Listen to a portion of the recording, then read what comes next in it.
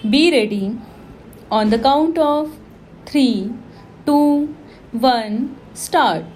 अध्यक्ष जी, किसी भी देश की विदेश नीति अपने में कोई स्वतंत्र नीति नहीं होती है, वरन वह किसी देश की आंतरिक नीति को स्पष्ट करती है। उदाहरण के लिए हम अमेरिका को ले सकते हैं। उसने अपने यहाँ अधिक अन्न पैदा किया और जब उसके पास अनाज फालतू बच गया तब वह अपने बकाया अनाज की बिक्री के लिए ऐसे देशों की तलाश करने लगा जो उधार पर माल ले सकते हों। किंतु हमारी आंतरिक नीति ने यह तय किया कि खर्चीले ढंग से सरकार चलाएंगे और स्वदेशी मुद्रा की कोई राशि हमारे पास नहीं बचेगी। हमने कर भी लगा दिए और मुद्रा प्रसार भी कर दिया। कुछ संकट पड़ने के बाद इस बात की आवश्यकता को नहीं समझा कि उस पैसे का कहीं अन्यत्र उपयोग कर सकें। श्रीमान, मुझे माननीय प्रधानमंत्री जी के इस कथन पर दुख होता है कि दुनिया के अमीर और गरीब देशों का अंतर लगातार बढ़ता जा रहा है।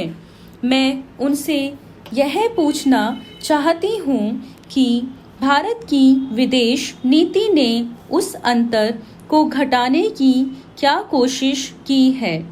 क्या भारत सरकार ने कभी दुनिया की पंचायत में यह कहने की हिम्मत की है कि बालिग मताधिकार के आधार पर यूएनओ का चुनाव होकर एक संसद बनाई जाए?